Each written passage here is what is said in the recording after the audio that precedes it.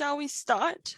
Just before passing on to Antonia, who is our chair for tonight, I'll just explain quickly that we had another speaker, Elisa Mischini, who was going to attend tonight, but unfortunately due to some personal issues, she can no longer attend. But one of her colleagues, Nikki Massey, has sent me some written answers to the questions that we'll be addressing to the councillors. So whenever the time comes, I will answer read the questions, her answers out loud. But over now to Antonia. Yes, hello everybody. This is so exciting. I love doing webinars and I'm super excited to have such wonderful panelists with us today.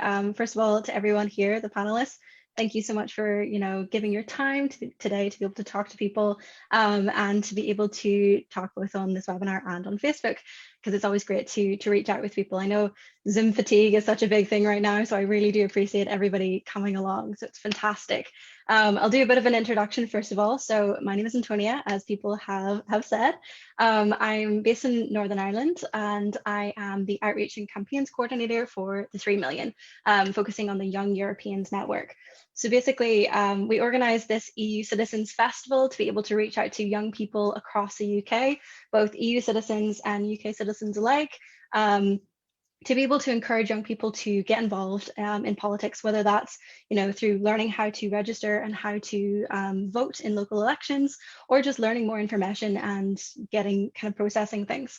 So we have lots of different events. If you're watching now, feel free to come to any/all of them because they're great. Lots of interesting speakers and panelists. But for today, everyone has come to talk to the EU councillors. So I welcome everybody here today. We have Giovanni, Alexandrine, and Martin. Thank you so much for coming. I will pass the mic over to you guys to give a bit of an introduction to everybody that's watching about who you are, what you do, and why it matters before we start going into the meat of the questions. And for everybody who's watching, this is a very informal Q&A. So if you have any questions, feel free to put them in the chat or put them in the comment section if you're watching on Facebook, and we will get to them as soon as we can. So feel free to participate in any way that you can. So fantastic. I will pass it over to Giovanni if you would like to introduce yourself first. Hey, hi. Well, my full name is Giovanni Trevor Spinella. That always makes people laugh. And I was born in the United Kingdom. My father is Italian, as the name would suggest, and my mother was British. And I've grown up in New York, Rome, London, Palermo, Milan, and Luxembourg. And I've been living back in London since 1997. I have been a councillor in the London Borough of Camden since 2010. I have been a group leader, a group whip, a group deputy leader. I've sat on a number of committees. I've even been an association chairman. And I'm an IT professional who lives in North London with my cat, Rosie. Wonderful. I love the bit about the cat, Rosie. Everybody loves cats. I especially do. Fantastic. Alexandrine, would you like to go next? So I'm Alexandrine Kantor. I'm French citizen, recently naturalized British. I actually did my application very closely with Alexandra Bellet, so I think we had our citizenship like 1 or 2 months apart. I'm French, as I said. My family comes from Eastern Europe. So my background is more Hungarian, but Romanian, but I was raised in France. I'm a councillor elected in May 2019 for the Lib Dems. We are in South Oxfordshire, so we are running the council in partnership with the Greens. So it's a Lib Dem Green partnership running the council, and we were able to pass very progressive. So that's why it's very important for you to get involved. Is you can once you're in control of a council, you can do the motions you want. So we did. My first motion was about EU citizens, so sending out letters for them to apply for settled status. So we had to fight a bit the legal battle on GDPR. How can we contact and so on.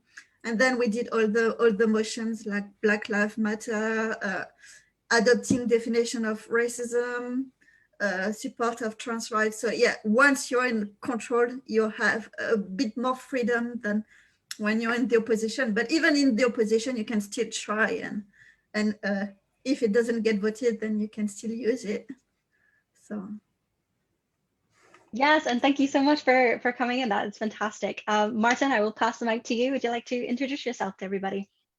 Hi, yeah, my name's Martin Schmierer. I'm a Green Party councillor here in the beautiful city of Norwich in the east of England.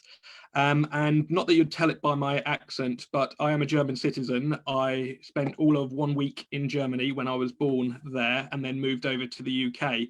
So it's a bit of a geographical quirk that perhaps I'm on this panel, but as I say, I have got German nationality, and I suppose it shows you the kind of country that Britain could and should be, that people are able to travel around and not be constrained by nationalities or by passports. And as I say, I'm now a councillor and have been here in Norwich for the last 6 years. In that time, I've also been Lord Mayor of the city, and I was surprised that I wasn't the first Green Lord Mayor for the city, as far as I'm aware. Back in the sort of early modern period in the 17th century, Norwich was famous for actually welcoming what they called the strangers from the Low Countries and from northern Germany. And that web of connectivity with the rest of Europe is something, of course, that personally I feel incredibly proud of. I think it's something that I would probably share with all the members on this panel, and probably I'd like to think anyway with the wider British public. I look forward to hearing what your questions are and hopefully being able to provide some decent answers to them. Thank you so much. And again, for everybody watching, feel free to put your questions in the Q&A in the chat if you're on the webinar on Zoom, or feel free to put them in the comments on Facebook and we will get to them. For now, we have some questions that were sent in beforehand and that we prepared for our lovely panelists. So we're going to just go straight in. So we'll do the same order if that's okay with everybody, just to kind of have convenience. So we'll start off with Giovanni. And the first question that I have, maybe just remind everyone of which party that you are from. Yeah, I realized I forgot to mention that I was actually with the Conservatives. Yeah. Perfect. So yes, just to remind everyone who's watching, we are an apolitical group. So we're trying to encourage, as much people to get involved from all parties, all participants, because the whole point is to get registered to vote and go out vote and vote for whoever you want to vote for, but make sure that you get registered and voting. So perfect. The first question I have for all of our great panelists is, why did you personally get involved in local politics? What was that thing that started you off in getting involved? And I suppose, why did you stay as well? I'm starting, I guess. Well, my political career, such as it is, was never the plan. What happened was I always had political opinions, and back in 2001, I joined the Conservative Party, but was not really an activist until about 2007, when I showed up for the first annual general meeting of my local Conservative association, which is actually the Hampstead and Kilburn one, because I'm in the London Borough of Camden Ending in Hampstead. And there I met our parliamentary candidate, a chap called Chris Philp, who has since become a government minister and is now the Member of Parliament for Croydon South. Chris was very dynamic. It was an interesting moment in British political history. The Labour Party was coming towards the end of its long time in office, and there was a desire for change, which at the time was exemplified by David Cameron, who nowadays is perhaps in the media for other reasons. But I was caught up with the enthusiasm, both for a change of government and in Chris's campaign. And I started showing up for campaign sessions. I thought I'd just be delivering leaflets, but then it became a question of, Giovanni, do you want to deliver some leaflets? Yeah, sure. Giovanni, do you want to go canvassing? Yeah, sure. Giovanni, do you want to help us organize this ward? Yeah, sure. Giovanni, do you want to stand for council? Yeah, sure. It was a question of always saying yes, of wanting to take my beliefs away from, the water cooler or the pub or the coffee shop and onto the streets. I loved very much the area where I lived in, West Hampstead, and I stood for council in May of 2010, and I lost. Then 3-4 months later, sadly, one of our councillors in a neighbouring ward passed away. I was selected, I got elected, and that's how it happened. Oh, that's so wonderful to hear. I mean, not about the passing away, of course, but wonderful to hear how you got involved. And, you know, again, what you're saying about using your voice instead of just talking about things, which in itself is fantastic, because getting a conversation going, even if you're talking in school or in work or whatever, you know, you're creating change in that way just by having the conversation. But to go the step further and be able to do something about it is very admirable. So well done, you know, in general. So next we want to pass the same question. Why did you get involved in local politics, and why did you stay to Alexandrine? So I always followed politics, but I was more like a troll online. So I was like just getting very angry on Twitter, and that was like my political life until in 2016, I got more involved in politics because of the EU referendum. I felt very left out. It was, I arrived in the UK in 2013. So I didn't really follow or really cared about what's going on. I was just like carry on my life. And when that vote happened, I didn't really thought. I thought, well, obviously they will vote to remain because it's great. I mean, look, I'm French. I worked in Germany. I then worked in the UK, and obviously I was very taken aback from the result. And I thought, what can I want to get involved. Like, I didn't find people like myself much in politics, but I didn't really know very much. So I looked at all political parties, and I found the Lib Dems because they were the ones that were the most aligned to my my belief. If you try to find one that fits entirely, you will be very disappointed. You have to compromise. So for me, they were the most European, they were anti-Brexit, they were pro-migration, like very like, some people would say they are too much pro-migration, but that's what I like. I like the environment, I like the economic. So I thought that is what is most like me. So I started by, and I was, at the time, I was also a little volunteer for the 3 million. So I was helping, I got actually involved more into lobbying. So I did write to the MP because there was like lots of campaign to your MPs and things like that. So that's how I got a bit. And then I went on to some panels, and then I got properly involved with the Lib Dems in May 2019 when they wanted a candidate. I mean, they proposed me to run. I said, well, I will try, but no one would vote for me, really. Like, look at me. And actually I got, I won with like 64% of the vote. So it was quite, so the Conservative, that was my main opponent, who did only have like 23%. So it was quite a shock. I mean, what's wrong with people? Why did they vote for me? And I was like, ah. But yeah, so it's like, and what I did like being engaged in politics is actually you have a voice. So I don't really know how other party works, but I know in the Lib Dem, the policies are made at conference. So you could actually vote policies that will be on the manifesto, and you can, I talked about the Brexit one, the famous one that that led to the revoke Brexit policy. I know that I talk at the conference as an EU citizen saying, please don't allow another referendum. I don't want any more hate towards EU citizens. And I made that speech at conference, and I know that some people said it made an impact. I mean, some might say it was a bad policy of us, some might say it was good, but I was very proud of it.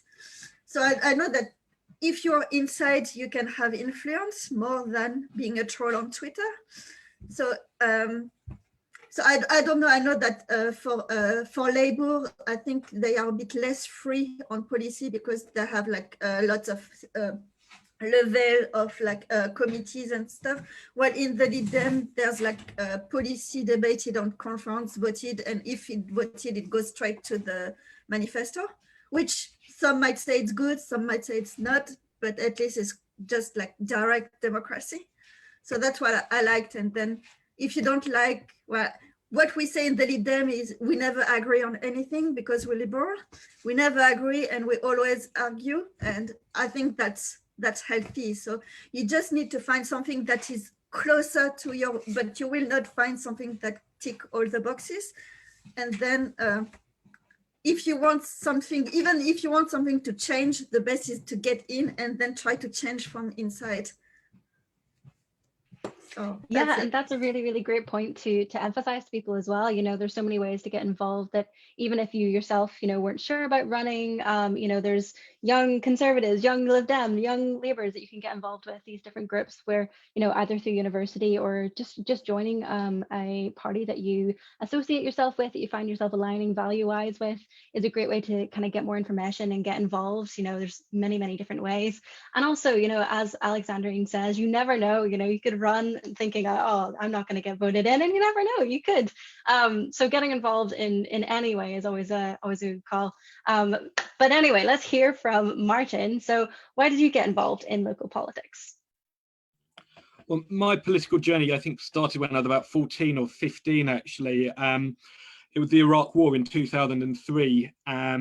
And even at that age, I realized that there was a fundamental fallacy in the argument that was being made by the likes of Tony Blair and Jack Straw and others within the Labour Party, supporting that conflict.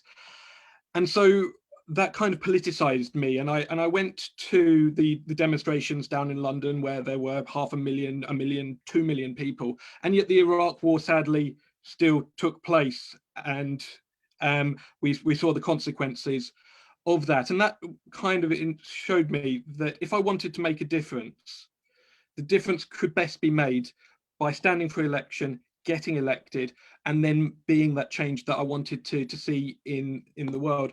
Now, I first of all got elected in 2015, and obviously there's quite a hiatus between 2003 and 2015. In that time, I was sort of studying and working, and then came back down to Norwich, which is my hometown, a city I absolutely love. I've grown up here. I've moved here with my parents since I was 7. For those of you who haven't been to Norwich, do come up. It is a beautiful city now that we're allowed to travel around. It's the sort of hidden gem, I think, of England. And as I say, you can hopefully hear from the tone and passion in my voice, I do care strongly about the city, and did then, as I say, want to make a difference and stand for election in 2015, and as I say, again in 2019, and got re-elected, and also, as I say, spent a year as the Lord Mayor of the city, which was probably the greatest honour of my life. And I'm standing for re-election again this May. And for me, what makes it all worthwhile is when you do knock on someone's door or speak to a resident, and then they say, oh, thank you so much for having fixed my sort of the broken streetlight or the pothole at the bottom of the road. What is remarkable is, and I'm sure the other panelists will agree on this, when you knock on someone's door, the thing that they don't speak about is something like the Iraq War. It's not about macroeconomic policy. It's about getting the bins cleared up. It's about getting the street lights turned on. It's about the really small things that make a big difference to people's lives, something that they see day in and day out. And that is the really crux of local politics. It really is from the street upwards. And that's why, as a smaller party person, we're not, from the Green Party, we're not going to form the next government, not the next election, not the one after that, not the one after that, I'm afraid to say to any of my prospective parliamentary candidates. What we can do, however, though, is make a small difference, as I say, on the local level and get councillors elected. And that's why it's so reassuring when I do see a plethora of different parties elected onto councils, because it shows that actually people aren't just following the sort of the blue or the red or the yellow or the green rosette. They're actually listening to what individuals who work hard for their community are saying. And I think at these elections, that really does make a difference. Hard work and listening to residents and making sure that campaigns are from the street upwards rather than being sort of imposed top down. It's the thing that inspires me, and it will continue to inspire me going forward. Ah, so inspirational. Fantastic, fantastic. So the next question that I wanted to ask you is very, very similar to what you just said. And now we don't know who's watching this and who's tuning in. So if anyone is from, the particular districts that our councillors today are representing, feel free to send in questions, specific, and we can throw them in as well. But I would love to hear from each of the councillors, what are the main issues that you're working on at the moment at the local level in your area? Because even if we have participants who are from, not participants, even if we have viewers who are from different areas, I'm sure, things like local bin collection, mental health stuff, all is very, very important in numerous areas. So would love to hear from each of the panelists what you're currently working on and why it's important in your area. So Gio, what do you think? Okay, well, I suspect that every council will give a different answer based on the nature of their ward. In my case, although I am representing a central London ward, it is nevertheless predominantly, almost exclusively residential ward. So the issues that are going to affect me, and a lot of it is going to say private housing, very little, relatively speaking, social housing, for instance. So a lot of the issues that I will be primarily dealing with are going to be issues like planning application, bin collection, transport and congestion. Having said that, school runs, because my ward happens to have something in the neighborhood of 11 private schools as well as one state school. So as you can imagine, come 8 o'clock in the morning or 3 o'clock in the afternoon, the streets are pretty busy. And yeah, another thing that I'm dealing with in my ward is the bottom of my ward, actually. I have a unique confluence in, I would say, London, in that we have an open square, a piazza pretty much, with a number of restaurants looking on it. So as a result of that, what is called the streetery has been opened at the bottom of my ward, where basically, as a European custom and tradition, they put in tables out the restaurants and having people eating out there so that the restaurants can work, people can socialize over food, and it gives a sense of community. It's a great idea. It's a lot of hard work going into that. At the same time, there are inevitably challenges, from bin collection to the noise of the people eating to the access of that public space for people who are not there to eat but just want to use that public space, to even issues like CCTV cameras and the likes. So yeah, a lot will depend on what a councillor what the councillor's ward is. In addition, of course, then to me representing my constituents' issues, there are other issues, like I sit on the licensing panel, for instance, so I will deal with licensing issues, like giving, licenses for restaurants and bars and other activities. You sit on planning, of course, that's another kind of series of issues you're dealing with, or scrutiny committees. So it will vary, but yeah, depending on the ward. In my case, residential, so planning, green spaces, congestion, rubbish collection. Fantastic, fantastic. And again, for everyone who's listening, even if you don't live within that particular district, these are still, issues that councillors would work on a daily basis, to familiarize with the kind of examples of things that your local councillor can do for you. So Alexandrine, what about you? What are the main issues that you're working on in your area? Beans. I'm in a rural area, and most of my casework involve beans, but it's more about I'm just a messenger, so people will write emails to me and I just forward the hot potato to the council. So then it's like when you're a councillor and you're a bit afraid, like what if people ask me a question, what do I do? Is you're just you have to see you're a messenger that pass one information to the council, and then you can just chase them up if they are a bit slow, but it's not actually you who will actually fix things. You're just like the person in between. So your job will mostly be emails and forwarding emails, please, because sometimes they do it too, but when a councillor does it, it's quicker. So as in my ward or in my council, we are in charge. So obviously we are way more busy than when you're in the opposition. I actually find the opposition a bit easier, because you can just put all your wish lists and you could just do this. And actually in reality, it's a bit more tricky. So in my council recently, we had a local plan. Basically, the Conservative lost control of the district in May 2019 because they disagreed with the local plan. So we tried to, local plan, I think, can set up a vision of planning for the future. And people disagreed with it. So basically, what the issue we have is we are neighboring Oxford. And Oxford doesn't really like to build houses. So they dumped the housing on the neighbors. But the neighbors, he had quite disagreed because he said, why do we have to have thousands more houses than what we need?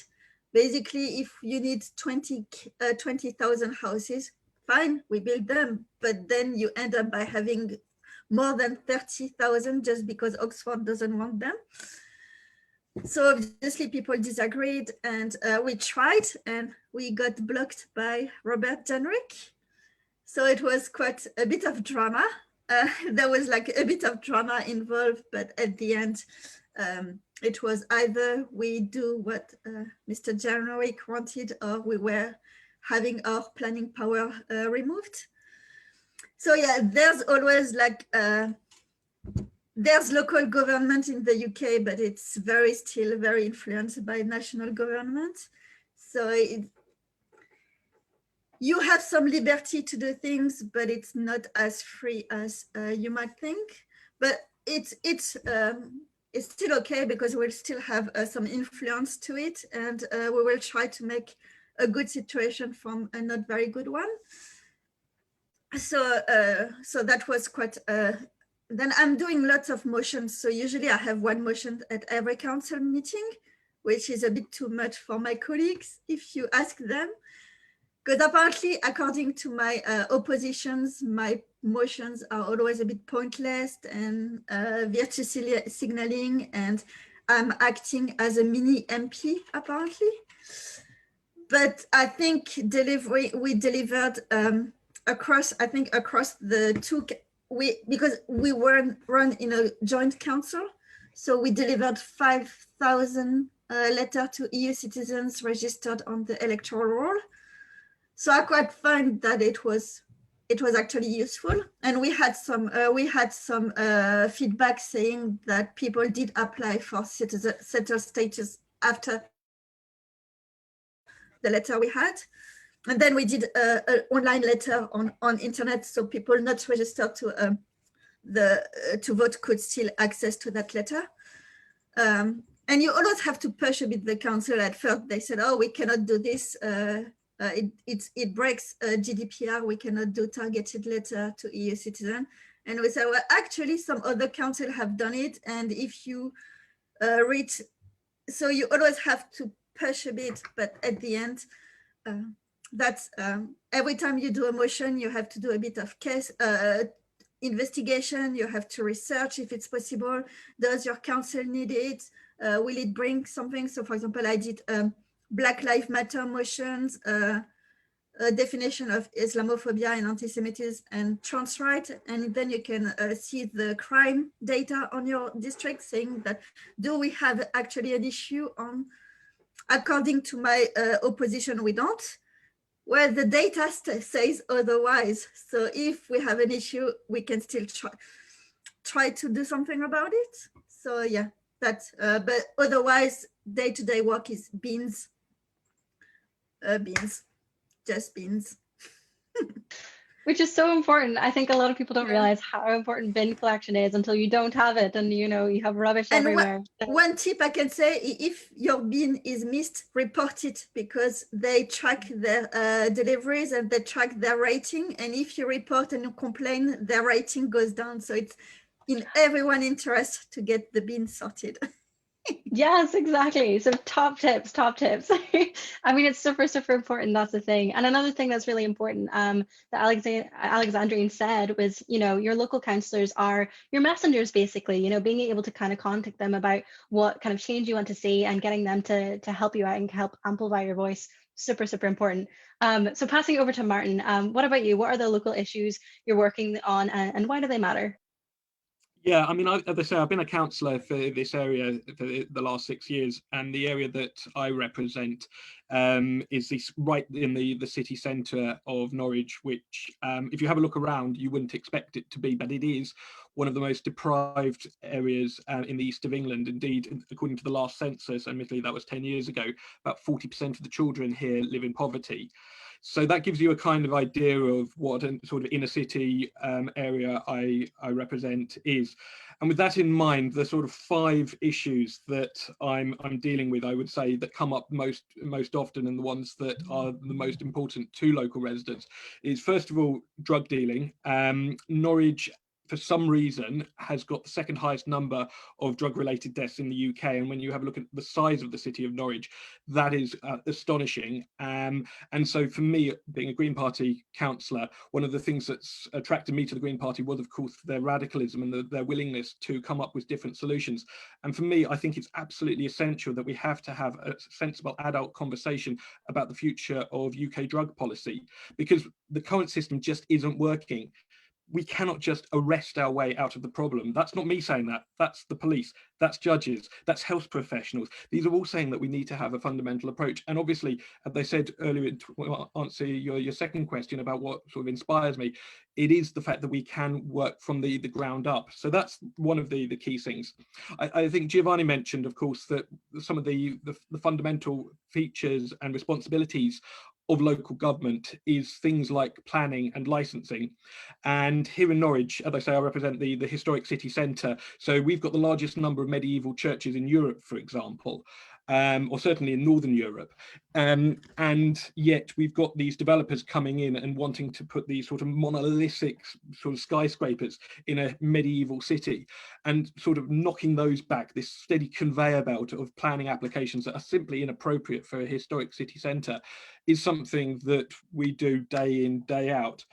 I mentioned licensing as well. One of the things that I'm most pleased about is that we have updated the council's licensing policy so that it is now one of the strictest and most stringent policies in terms of dealing with the proliferation and expansion of gambling venues in deprived areas. So if you have a look where you will see your betting shops, it's unfortunately in those poorer neighbourhoods. And my area, they say, one of the most deprived in the east of England, has got the highest number in the city. There's a correlation there, and that's why they say we needed to update that policy.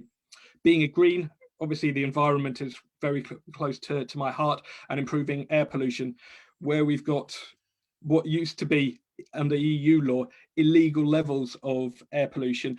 Dealing with that is something that at the local authority councillor we can and we do take action on. And finally, and I'm sure I'm not unique here in mentioning the issue of homelessness. If you have a look at down the streets, not just of Norwich but of cities up and down this country, it breaks my heart when I see in shop fronts people sleeping rough. We need to take more action, and one of the things that I, as a councillor with my Green Party colleagues, was really pushing for was providing more support for basically tenancy officers. What we've going to see, unfortunately, as the restrictions ease going forward with regards to COVID, is that there's going to be about a year's worth of evictions that have basically not happened, that are just going to basically be released within the space of a few weeks. And that is going to put huge amounts of pressure on local authorities, whether that's Norwich or elsewhere around the country, because they have the responsibility to find housing for the homeless. And that's something that I want to prevent rather than have to sort of deal with when we get there. So those are the sort of 5 things that I've been, as I say, working on. A new approach to the problem of drug dealing, making sure that we're standing up to inappropriate developments in historic Norwich, improving the licensing policies, in particular vis-a-vis gambling, improving air pollution and protecting green spaces, and finally, as I say, addressing the issue of homelessness, which I think is close to many people's hearts and certainly should be. Wonderful. Thank you so much, Martin. So basically, you know, we're talking about all these different things, and yes, they are specific to the areas that our councillors are working on, but they're also examples of you know, what councillors work on all across the UK. So if you're ever interested, you can also contact your local councillor and ask them what they're working on, you know, and if they're not working on something that you care about, you know, tell them. Again, you know, we're a voice for the people, and that's kind of the whole point of this. But just to kind of familiarize yourself as well, if anyone has any specific questions, again, feel free to put them in the chat, in the Q&A, and I will ask them. This is all very, very interactive. But the next question I have is, for our councillors, what does a typical day look like to you? I know we've covered this a little bit, but what's your kind of day-to-day look like? Well, I'll kick this off by saying that there's a very big difference between whether or not you are an opposition councillor or you are actually in administration. Administration councillors, especially depending on the type of council you have, but you know, if you're like a cabinet member or a scrutiny committee chair or one of the other committee chairs, then your day is going to be busier. But if you're a backbencher councillor or an opposition councillor, first of all, keep in mind that as an average, a local councillor doesn't get paid, we get allowances. And those allowances are in most cases, if you're, especially if you're an opposition or if you're a backbencher, is not a living wage. So that's the reason why most council meetings are held during the evenings, and a lot of the councillor work will end up being done in evenings or in weekends, unless of course something very urgent or pressing happens, in many cases of which you end up having to take time out of your work day or working week to address it. With that caveat, I would say that even before COVID, the majority of my contact with my constituents would come via email, with the occasional phone call.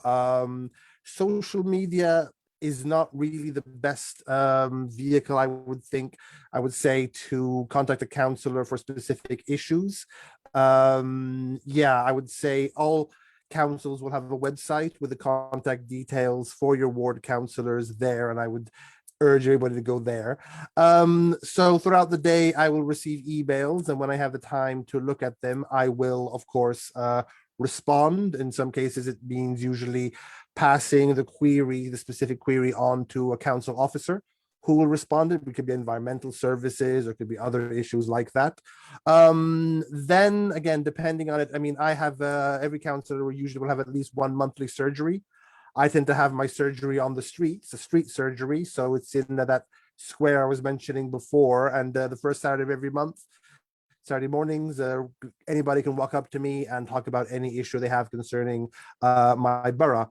In addition to the monthly surgeries, then I will have meetings with my constituents. Just Saturday, I was meeting with a number of my constituents on the streets of my ward to look over the potential impact of a planning application, which is very much out of character with the surrounding neighborhood. And so the question about how to deal with a planning application, in objection to it, what are the issues to consider, what's the best way to go about to try to, at the very least, ameliorate the proposed development. And then, of course, if you are opposition or administration councillor, you will be on your committees, which can be scrutiny panels or can be committees. By scrutiny panels, I mean panels that are watching what the administration is doing. So scrutinizing how your council is behaving on matters of policy and the actual execution of that policy. Or you can sit on panels like, for instance, licensing and planning, which have a bit more deciding, I would say, executive powers, but in the sense that they can actually make a decision. Yeah, in an average, then there is, of course, the the full council meeting, which in Camden at least is up to 3 hours. So you could have, let's say, 8 evenings a year for your full council meeting, another 8 evenings a year for your scrutiny panel. And if you're on something like a licensing committee or a planning committee, always in the Camden experience, you can add another X number of meetings depending on the needs. Our planning committee in Camden meets meets once every 3 weeks. So they're the workhorses of Camden Council. But yeah, local councillors, unless you're a cabinet member, and sometimes not even then, you don't have an office, you don't have a predefined space. So yeah, to meet constituents, you have to find a place. And obviously, for the various scrutiny committees, you will go to the council offices and buildings. But that's it. That was very thorough. Thank you so much. I'm sure everyone really appreciated it watching as well. Alexandrine, what about you? What does a typical day look like? So for us, the issue is we are obviously in control, but we are not many.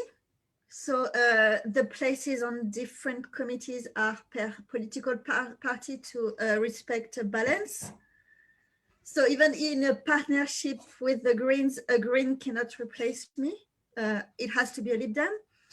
And people that are sitting on cabinet. So obviously we have all the cabinet roles because we are in control, but it means that those people cannot sit on committees because it's independent.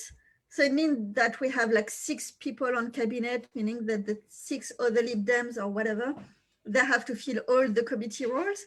So for my first year on the council, I was on, I'm not a cabinet member, but I was on planning, licensing, scrutiny, joint scrutiny, all those little meetings, meaning that I personally have a full-time job. I'm an engineer for a living. So I work from 9 to 5, and then I was in a council meeting from 6 to 8.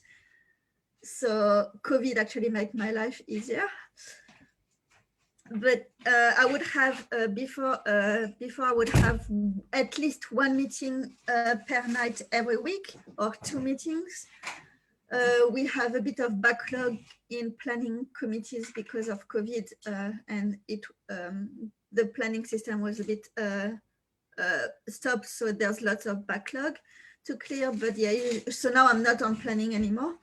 So usually I would do, so all those meetings, you have reports to read. You have reports to read for every meeting.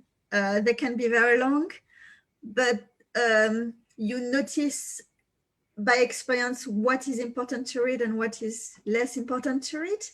So then you can be a bit more efficient in your reading. So as Gio said, it's not a full-time job. We have a remuneration, I think I have like 300 per month. So it's obviously not you cannot do that for the money, as many could claim. But then if you are in cabinet, so I think a basic councillor is 5,000 per year. If you go on cabinet, it's 10,000. Then if you are leader of the council, it's 20,000. So then, but then you will have to have time off work to do council. That's why, so the money gets a bit bigger because you have to take time off work to do it. So it's, but even for the leader of the council, 20K per year, it's still not a living wage. So you have to do it. So when I come, when I'm not in a meeting, I come back from work at 6 o'clock. I open, we are provided with a laptop. So I open my laptop to check my emails. I roughly have 20 a day, but lot of it is spam. Like local council, there's lots of spam. There's lots of lobbying. So then when you begin your career, you think you have to answer to everything, while some lobbying letter can look like targeted to you, but actually they just send it to everyone. So if I receive some lobbying of things that are not in my ward, I'm not responding because they don't want me. They push their luck. So then you know what to answer. And then I have a little card like that. So this is like my councillor card. And behind on the back that I have some contact number for beans, environmental health, housing, planning, building. So I know that if someone asks me a question about beans, I know who to forward the email to.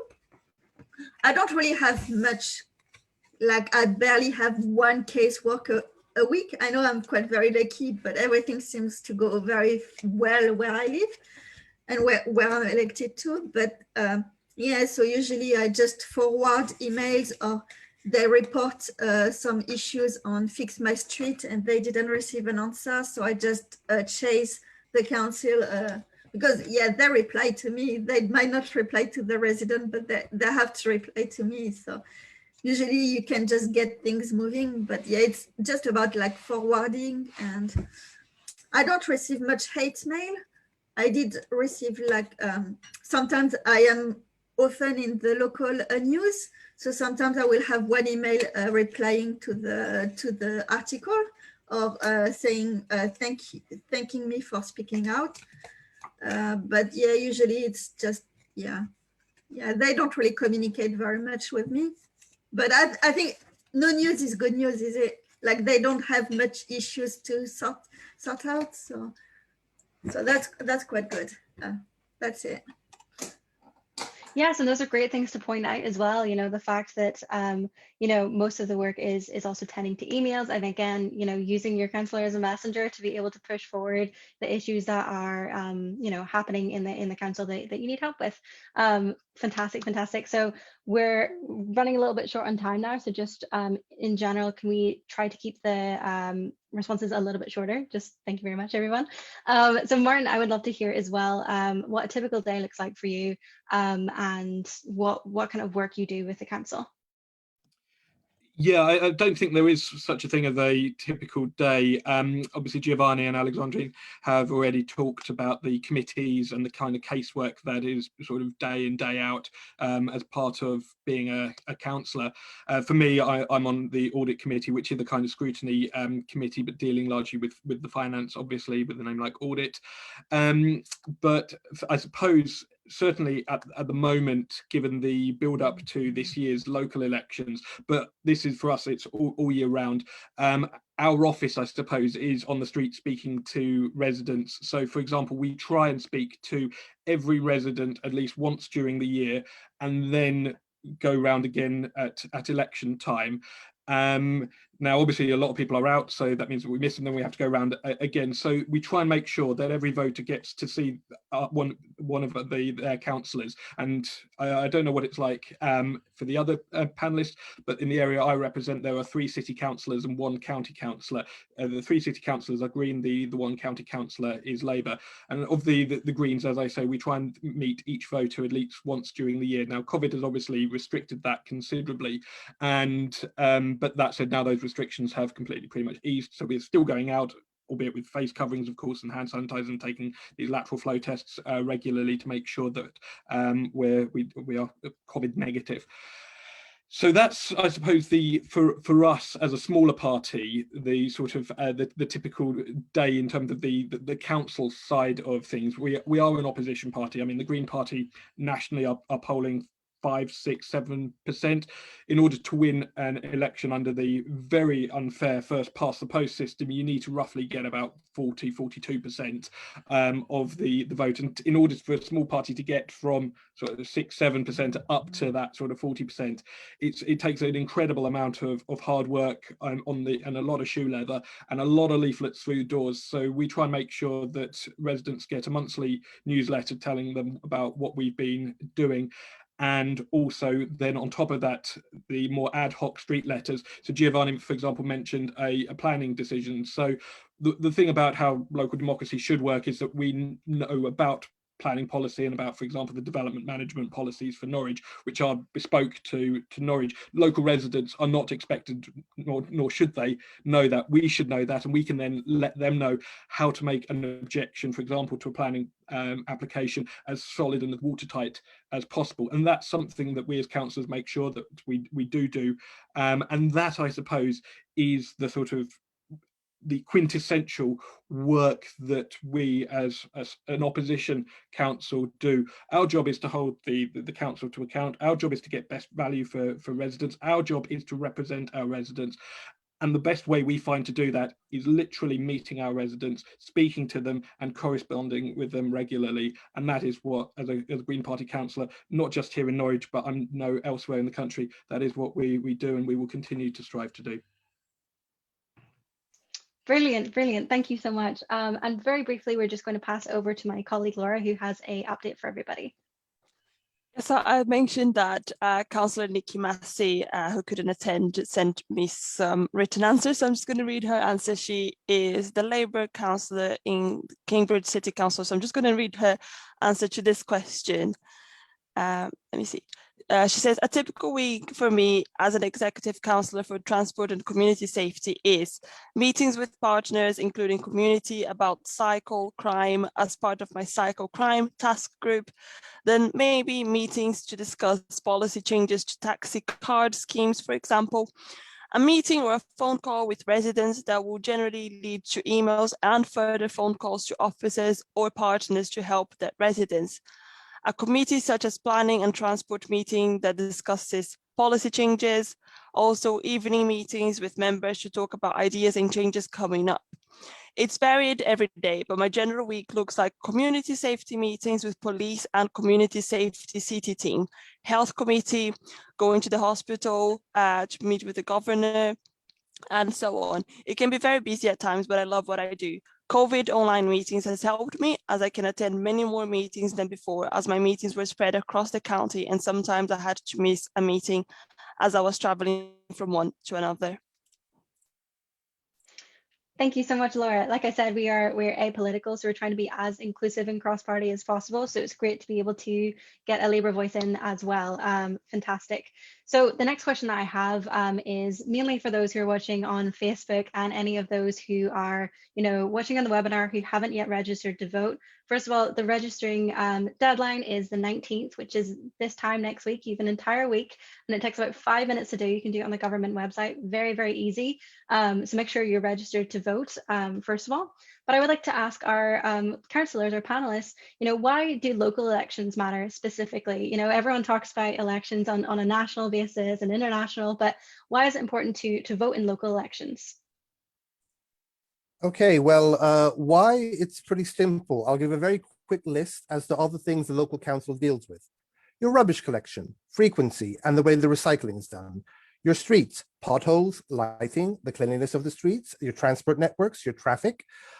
Schools, the administration of the state schools, social housing, the provision of social housing. How do you qualify for a social house? How the social housing is maintained, what the rents are, what the service charges are, public health, how the benefit system is administered and the health system is administered, safety, as Martin touched on as well, your community safety. Licensing and planning. Licensing is allowing restaurants, bars, and clubs, as well as other outside venues to exercise. What are the terms? At what time they close? What time they open? How do they serve alcohol, or if not? Planning. If you want to extend your house, you want to build a new house, you want to add another story, can you do that? If so, in what terms and what conditions? How your libraries are run, and of course, council tax, which is the one direct levy that all local authorities will pass on to you as a resident. So you're not going to decide foreign policy. You're not going to necessarily decide some of the great national issues, but in your day-to-day lives, the local council has a lot more of an immediate impact on you than in some cases national government. So if you want to clean your streets, if you want to collect your bins, if you want your schools to look good or your social housing to look good and your parks and your libraries and the rate of council tax, vote in your local government elections. Yes, so important. That direct impact, being able to vote on things that's going to affect you on a daily basis, incredibly important. Alexandrine, what about you? Oh, it's quite hard. After a great description like that, it's quite hard. So everything that Gio said, as I will not repeat what he said, I will talk about, for example, we had COVID, obviously. The local council have stepped up while sometimes we waited the national government to act. So I know that as a councillor, I was given £2,000 cash by the council to help local groups in the communities. So then it was up to me to give we had a little network of residents that decided to do the grocery shops for elderly, buy PPE and so on. And we were given a pot of £2,000 to just help. And it was up to us how to deliver it. So they had to apply, but it was way easier. The council also gave food parcels. So they delivered food parcels, and you could arrange as well if you were struggling with money. You could like council tax holidays, like you could postpone your payment as well. They were really, they were very, if you struggle with anything, they were able to help. So that's why you need to get involved, because they are the ones that will help you. I know that as a councillor, Gio didn't, I don't think he mentioned that, but every year I have £5,000 to give to community projects. So if you, I don't know about you, but for us, it's a community councillor grant. So I know that as a district, we have 5,000, and I think the county have 10 or 15, but they cover a bigger area. So that's why it's a bit, perhaps a bit more.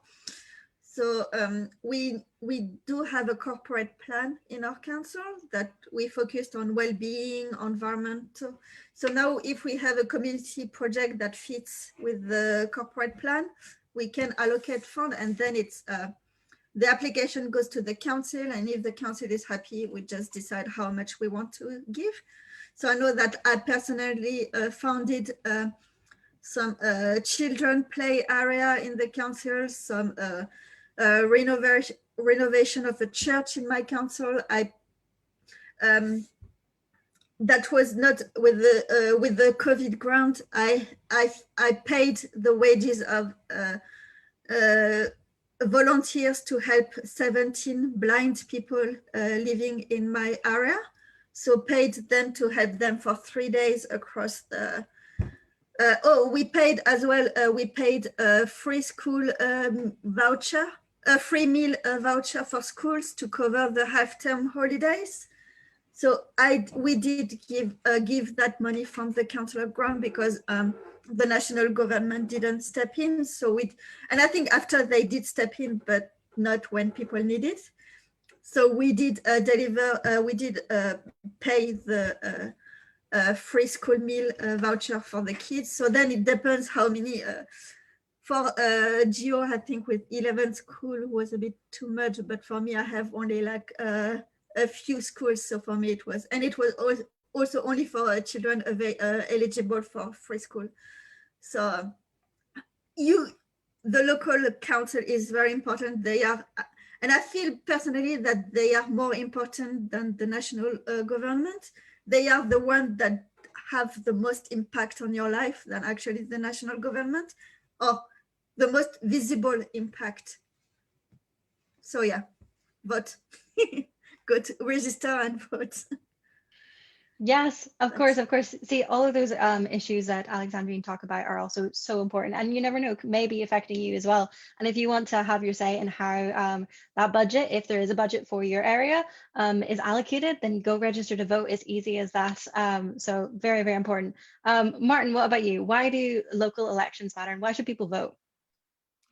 Yeah, I mean, to pick up on what has just been said, I will obviously caveat that with the fact that Britain is one of the most centralised countries in Western Europe. That said, of course, so imagine if local government didn't exist. The streets wouldn't be lit, the libraries wouldn't be open, adult social care wouldn't be provided, pubs wouldn't be open, roads wouldn't be maintained, and so much more. And local elections are when the priorities of those local administrations are decided. It does determine who runs a council.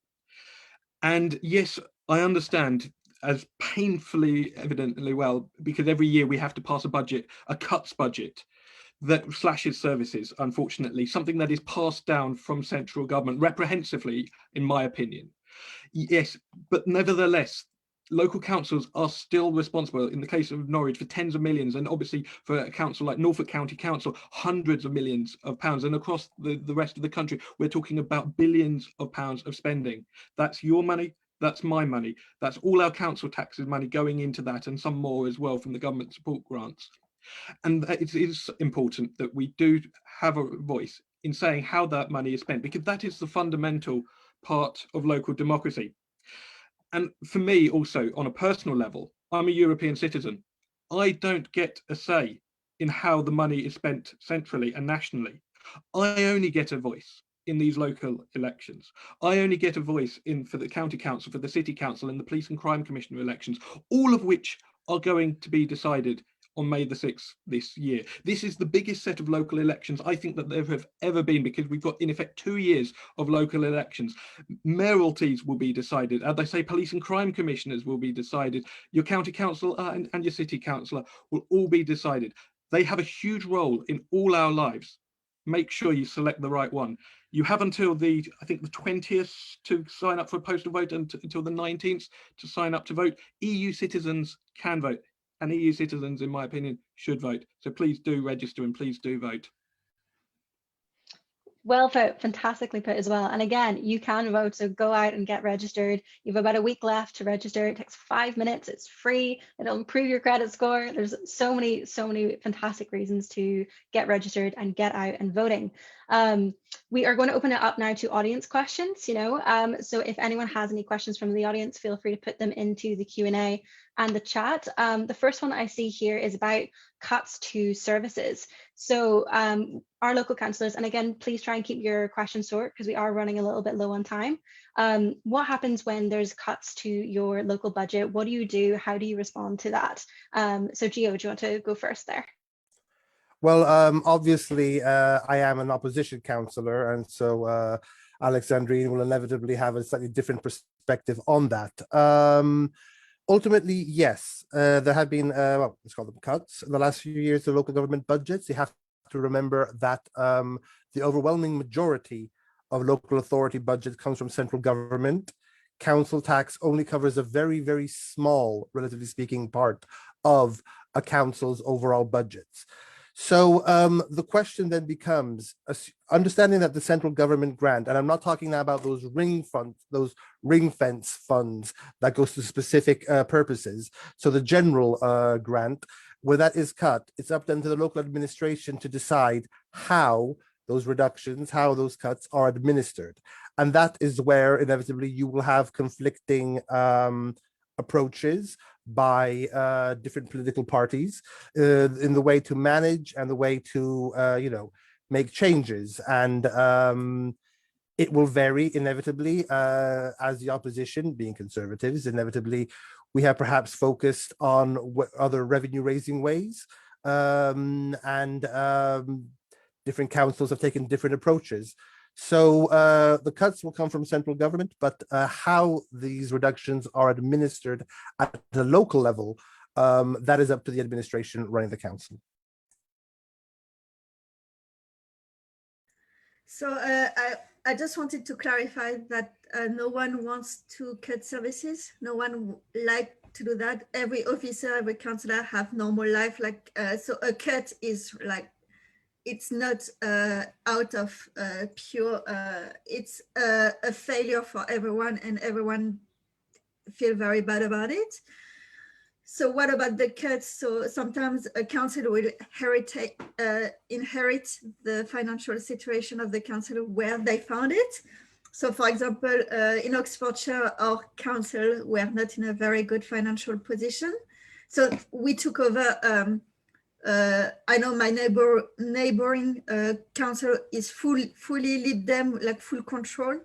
Well, us, we are in, but then we can only work with what we have. And then COVID added a lot of strain as well, because I think a lot of sources of revenue were cut because of the COVID. There's also an issue about the cut is sometimes it's not necessarily the council is relying a lot on third parties groups, and if they get in trouble, then the council cannot all the time take over because it doesn't have the money. So then you will have to weigh where you can. So for example, I talk about the money that I can give to my community. So perhaps if there's a cut to make, they will take that away. But then you have to find what is sometimes the council tax is not raised for political, like because the elections are coming, so we don't want to raise the tax. But then if the tax are not raised, at some point it creates a deficit, at some point you're too behind that you would need to raise it too much, but then people will get grumpy and will not vote for you. So it's like at some point you're like, we don't want to cut services, and because we have like the council will manage car park, for example, but we are not allowed to make profit of it. So there's like very little, and for example, there's lots of issues with leisure center across the country when they have, for example, they are shutting down because of COVID, but that's not necessarily an issue with the council. Sometimes it's an issue with the third party managing them, because it costs a lot to manage them, and the council sometimes doesn't have the knowledge to manage them or even the money. So sometimes the cut is the very last resort when anything else, and if a cut has to be made, it will perhaps it will be investigated what is the least damaging way we can save money. So yeah, that's it. No one likes it, so we will try to avoid to be in that position. And regardless if it's conservative, Lib Dem, Labour, no one wants to do cuts. If there's cuts to be made, is because there's no other choices, and it's to avoid to have cuts where it actually matter more on people. So it's you weigh what is the less damaging. Yes, of course. I'm sure that nobody likes cuts, but this is a great way to be able to have this discussion about what happens when that happens as well. So Martin, I would love to hear your voice on this as well.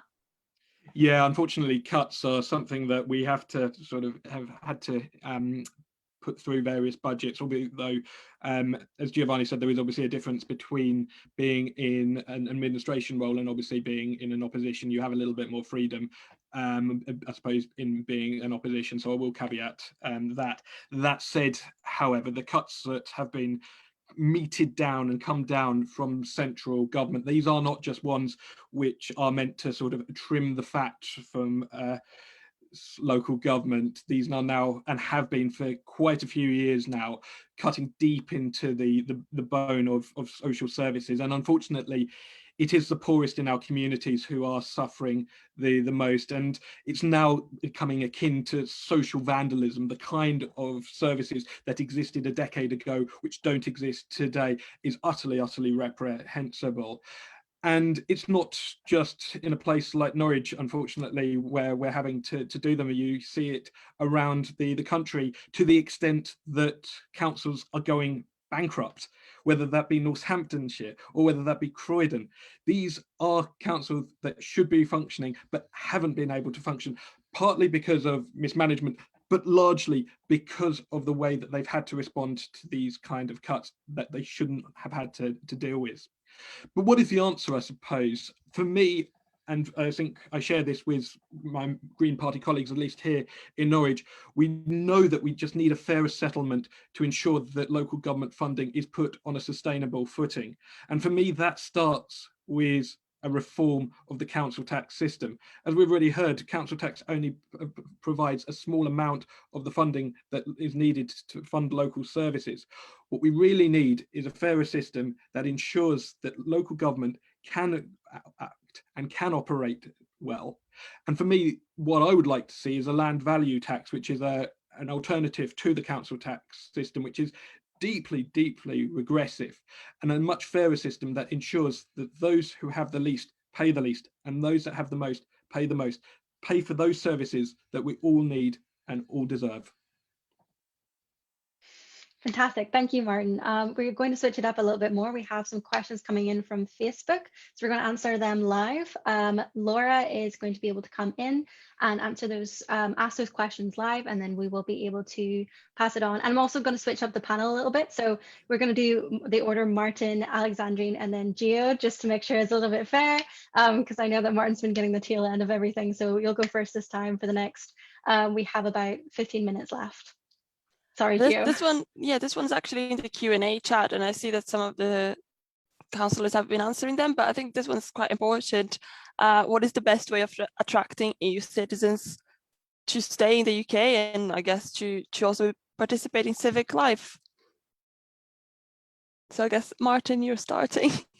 Yeah, well, thank you very much. Yeah, I mean, as I say, I'm a EU citizen and have lived here all my life and have no intention of leaving. That's because I have a family here, I have a job here, and I have a home here.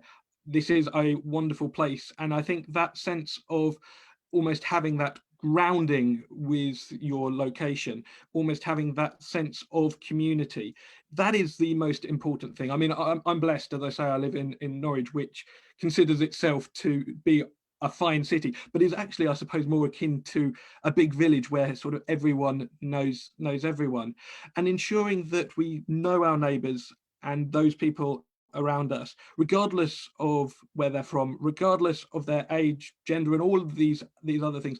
That is the thing that will make us a better country generally, and that is what will attract people to come to this country and want to make it their homes. Cool. What about you, Alexandrine? Go on. I would say make local politics or politics in general relevant to people, like how voting, how does it impact your life?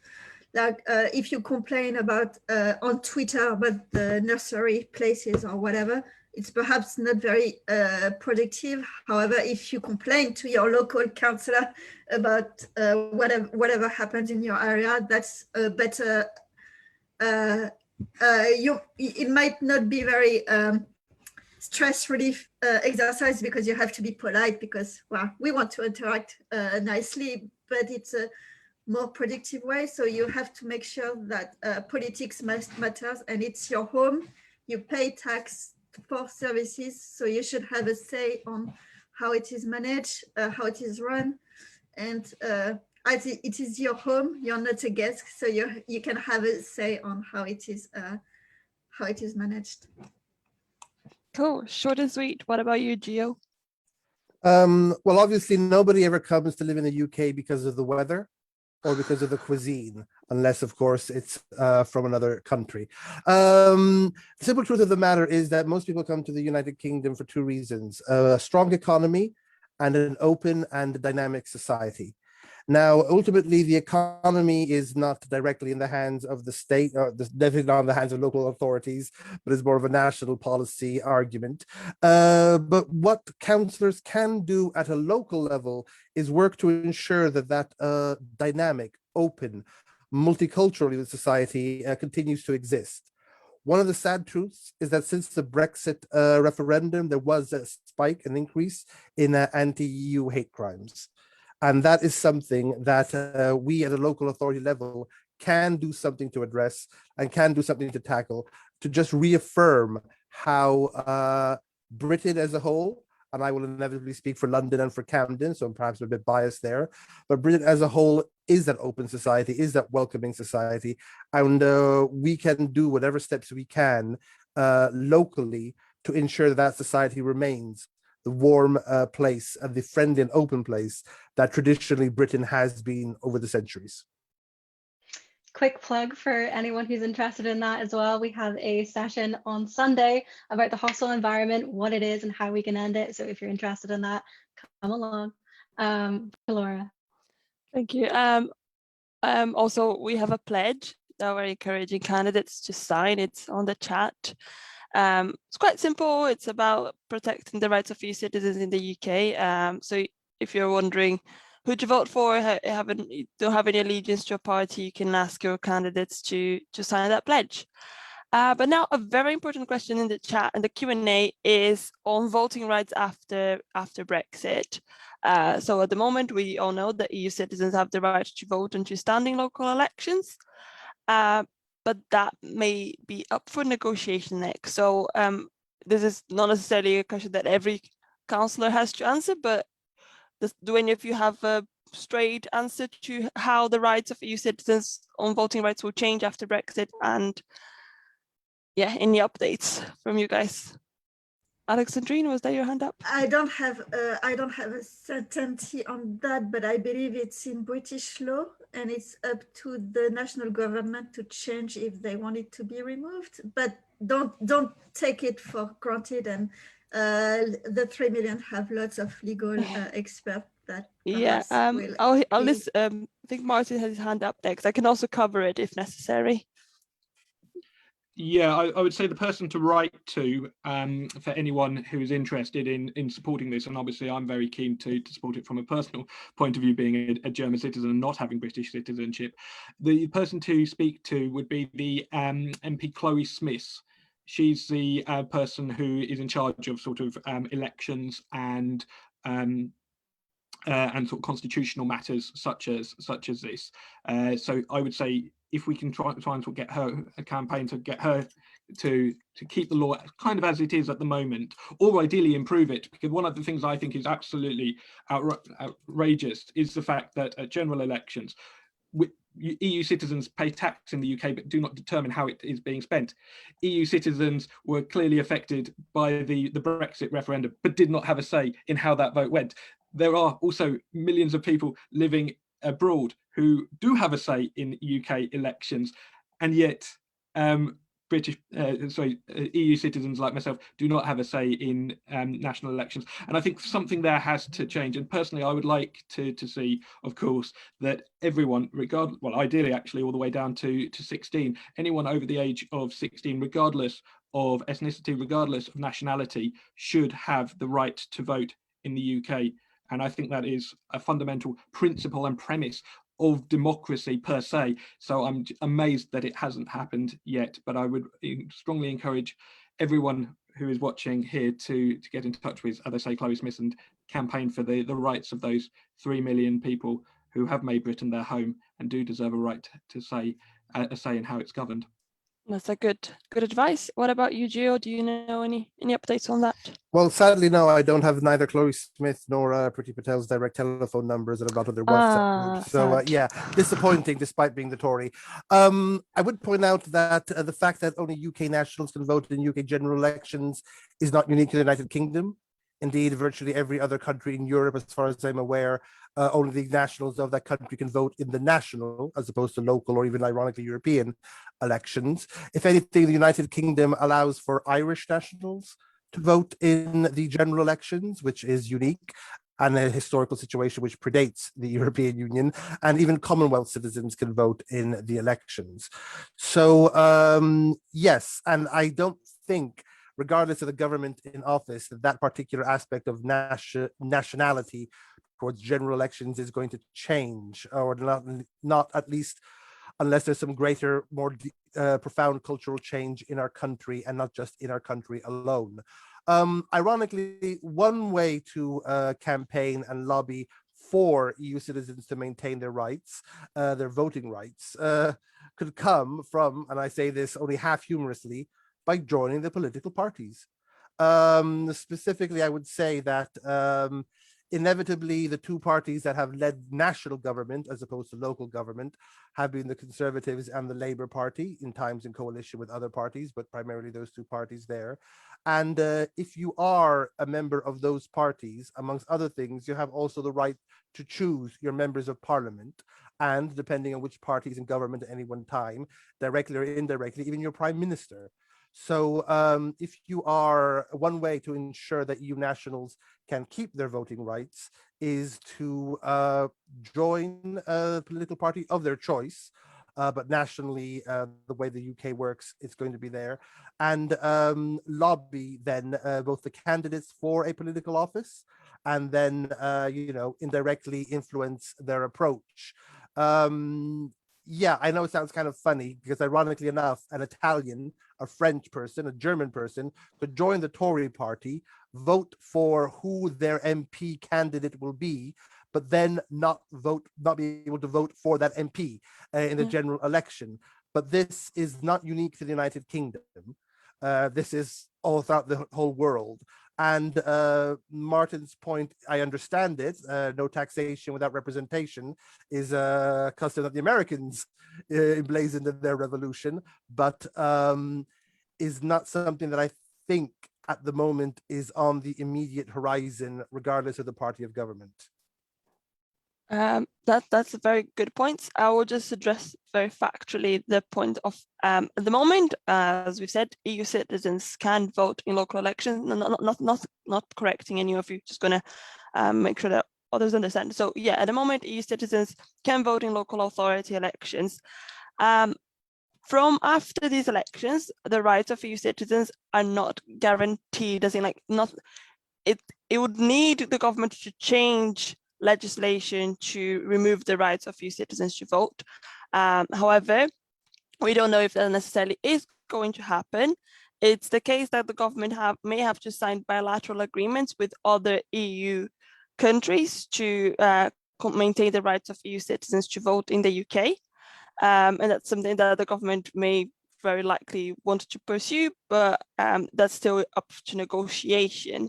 And in terms of who can stand for election, it's very much who can vote in local elections can also stand in local elections. So in terms of technicalities, that's likely to be the future, and the 3 million will continue making sure that we campaign for those voting rights to be maintained and for them to be expanded in local authorities as well to other migrants, similarly to the styles of Scotland and Wales. But of course, general elections is a very different deal. And yes, as lots of you have covered today, there's lots of debates on that, which we don't necessarily need to get on today. A quick thing just to add is just, you can vote right now if you're an EU citizen. And another really good way of getting out there is making sure that you vote in the local elections on May 6th. Again, registration deadline is the 19th, which is next Monday. We don't know what's going to happen later, but a good way to kind of make sure that you're on the radar is to show that you care and show that you care through voting. If enough people get out and vote, it will signal something. That doesn't guarantee change at all, but at the same time, it shows that you're getting out there and you're voting in numbers. And even if things don't change in the future, you have an opportunity to make an impact now, and that's what matters. So make sure you get out and make sure you get voting.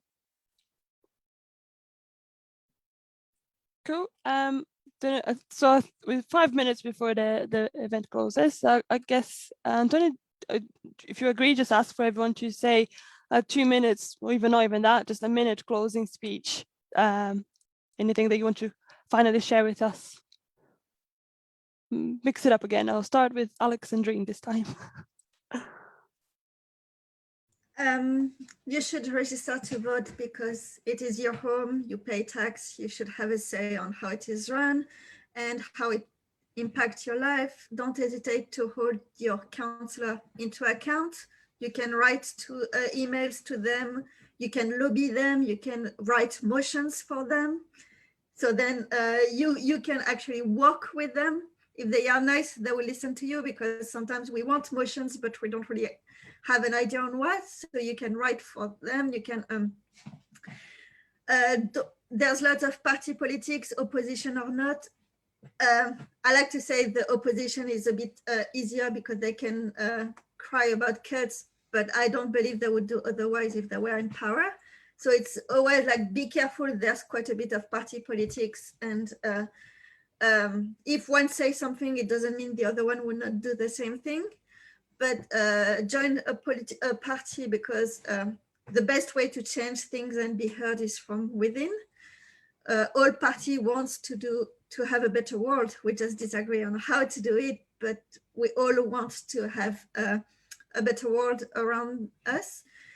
I would say the Green and the Lib Dems are aligned for voting for from 16 years old and for EU citizens. So that can be, but then you can join Labour and you can join Conservative to push that from within as well. If tomorrow all Conservative wants that, they will have it. So you just try to join, infiltrate them and change them from. They need replacing, so you can replace every party you want by just joining with new and fresh ideas. So that's it.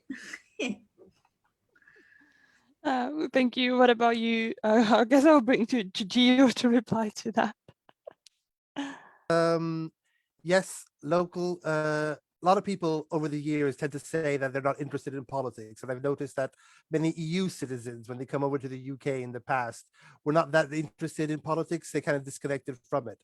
But just because you're not interested in politics does not mean that politics will not eventually take an interest in you, as we've seen in the last 5 years since the Brexit referendum. What this means is that the luxury of indifference is perhaps one that we can no longer have. We shouldn't have it anyway. You should always have an involvement in your local community. And the best way to exercise that to begin with is by voting in local elections, of course, and then by taking other means, either by campaigning the way the 3 million do, or by joining a political party, which is what in different ways myself, Alexandrine and Martin have done, as well as the Labour councillor who could not join us unfortunately today. Just keep in mind that if you don't exercise your rights, you will lose them. Traditionally, there is a very low uptake of EU nationals in voting in local government elections. And I would urge you to start exercising those rights, because that is the best way to defend them and to ensure that Britain remains that open society that I, for one, have always loved. I love that quote. I've got a tattoo of that quote. If you don't get an interest in politics, but politics is interested in you. Finally, Martin, please. Yeah, I suppose picking up on the point that Gio very eloquently put there. Obviously, as he has rightly pointed out, EU citizens do unfortunately have a very low turnout at actually general elections, obviously, because they can't vote, and obviously local elections as well, which is a tragedy, because they do play an important role in all our communities, of course. And I'm always minded by that wonderful quote, really, the evil triumphs when good men do nothing. It's the simplest and easiest thing to do. It takes 5 minutes to register to vote. It takes a couple of minutes to do a postal vote. It's 10 minutes of a year. But it does make a huge amount of difference. And we have seen that, because if 3 million people had voted in that Brexit referendum, the result will have probably been very, very different, and we might not have been having this discussion today about the future of EU citizens. That said, of course, we are where we are. We do have important local elections coming up, some of the most important in our lifetimes. So I really would urge everyone who is watching here, and echo the sentiments of my panelists, who I'd like to thank, of course, in urging everyone to get out and vote. But most importantly, do feel free to get in touch with your local candidates and councillors and find out what they are promising for you, because this is, of course, a two-way street. It's not just about you getting out and voting, it's about them making sure that they are doing their things and their work to earn your vote. So with that in mind, that said, please do get involved in, obviously, your local community. And as I say, one of the easiest ways to do that is through voting. And of course, I'd like to thank you guys for organising this event, and as I said to the panelists, for sharing what has been a very interesting discussion. Thank you so much. So thank you so much to Giovanni, Alexandrine, and Martin. Fantastic comments and opinions shared today. I'm sure we all learned a lot. I learned so much about local politics. It's great to be able to discuss and hear from you. So thank you so much for everyone for dedicating your time to come and speak today. Thank you to all of our viewers. I hope you find the session interesting. We have 14 more sessions coming up this week, so feel free to join as many or as little as you want. They're all very, very different, and give a lot of their information. We also have our website, which we will link in the comments and in the Facebook, where you can gain more information. You can also register to vote via the website, or go onto the government website. Like I said, it's 5 minutes. We have a week left to do it, so you can make your voice heard. So thank you to everybody for coming. We will close it there, and I hope you have a great evening for everybody. So thank you so much.